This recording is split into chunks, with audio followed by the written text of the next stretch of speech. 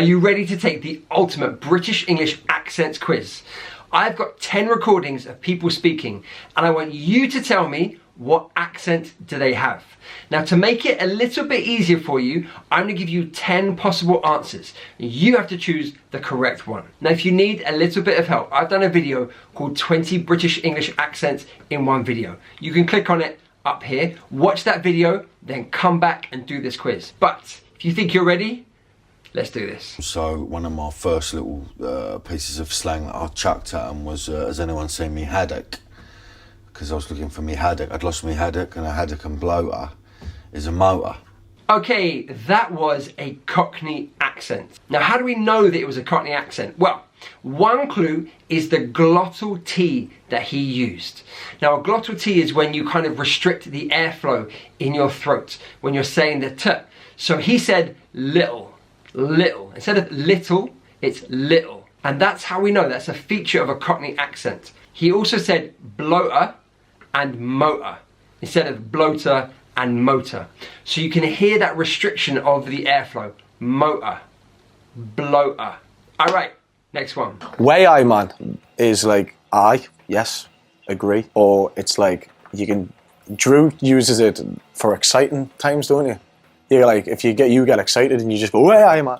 That was a Geordie accent, and that comes from Newcastle. Now, one feature I want to pick out here is, once again, the glottalization of the T, and also the in at the end of the ing. So when he says exciting, it sounds like exciting. So the glottalization of the T, exciting, and then instead of ing, it's in. So exciting, exciting. So commonly they'll glottalize T, P, and K when it's in the middle of a word. So for example, happy would be like happy, and so you restrict that airflow in the throat. Happy. He does it here with the K sound on monkey. Have a listen. Monkey's blood. It's the you put on your ice cream. Do you hear that? Monkey, monkey. So that glottalized K sound. It's not K, it's monkey, and that's a feature of a Geordie accent. All right. Let's get to the next one. Yeah, for sure. Walking into that space is like, there's so much history behind it, obviously with the Beatles and whatnot. And I found myself like sometimes sitting in a control room and just watching this 40-piece orchestra play my music. And I'd kind of sneak out and go to my car and write. This is Multicultural London English, or MLE as it's also known. Now, there are lots of features here. In her voice, you can hear the I of like being pronounced as a much wider like. It's a kind of, I don't know, it's just a broader articulation of that I sound. So she says like, right, instead of right, and behind. So it's just a kind of wider articulation. You're kind of just broadening out those sounds. So like, right, behind. I've done a couple of small parts and I've been offered a few things, but I can never read a script. I just don't know if it's any good. If somebody just came, I wish it was in retrospect. Like, I'd need to watch the movie first. I'd rather just made the movie. That would be too late, decided, though. That would be too late for you to get I know, the part. but if they just made the thing and put some stand-in guy. Yeah. Okay, this next one is one of my favourite accents. It's a Glaswegian accent, which is from Glasgow. Now, how do we know? Well, there's one feature I really love, and that's on the I sound. So, for example, wish, the I, wish, actually is pronounced as an E. So it's wesh. Now, he does that, and he also does it on a few other words. He does it on thing, so it's thang. Script becomes skrept. So that E sound. So wesh, thang, skrept. And those are all sounds you definitely find in a Glaswegian accent. Dear Liam, I have to give a speech at my mum's 60th next month, and I've never given a speech before. If it were you, how would you start the speech? This one is a Mancunian accent from Manchester.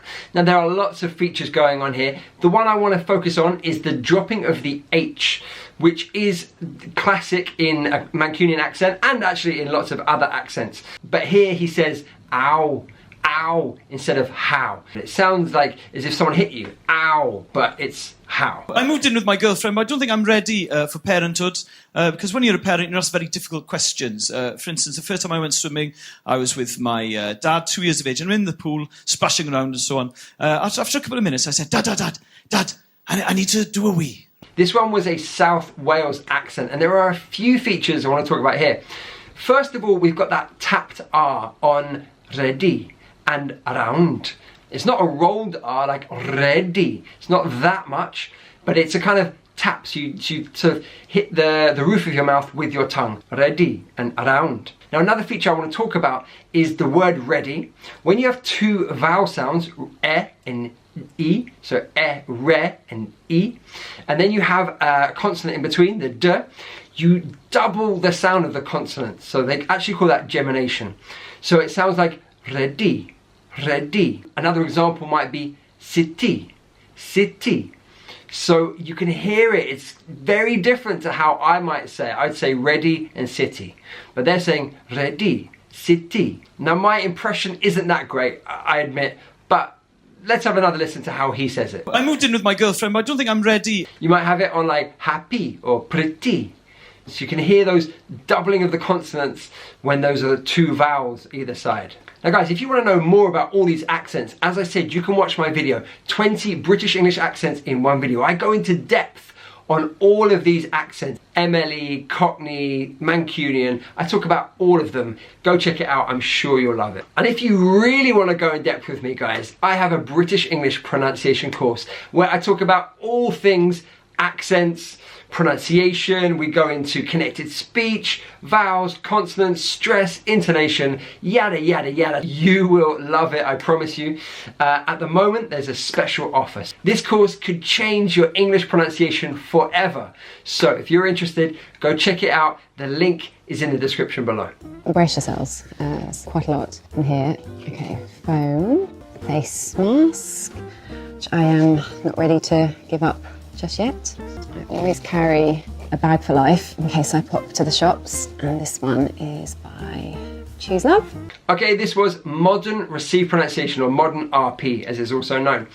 Now there are a few features here. The O sound is really quite distinct here. It's a sort of narrow articulation of the mouth, the O, O. So she says lot, lot, lo, O. She also says pop and shop. All right, next one. Obviously, it's a massive season for me, and I feel like now is the perfect time for me to come back into the Premier League and start playing here again. This is a Brummie accent which comes from Birmingham. The sound we're looking at here is on like, as I would say it, lie. He's using more of an oi sound, so it's like, that oi. And that is a feature of a Brummie accent. I like it, I like it. There are a lot of other distinct sounds in a Brummie accent. If you'd like me to do a specific video about Brummie accents, let me know in the comments below. Brothers, sisters, today a great legacy rests upon your shoulders. Because here, we make more than just tea. We make proper brews. This accent is a Yorkshire accent, particularly actually from Sheffield in this case. Now the feature we're going to look at here is that on brother. So I would say brother, that's because I speak with a London accent, but in the north of England, and particularly Yorkshire, it's brother.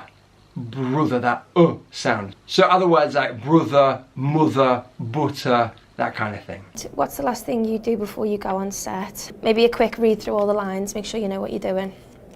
Quick panic. Our last one here is a Scouse accent, and that comes from Liverpool. Now the feature I want to focus on here is the k sound and how it's aspirated. So it actually sounds like panic, panic. It's not k, it's a k sound.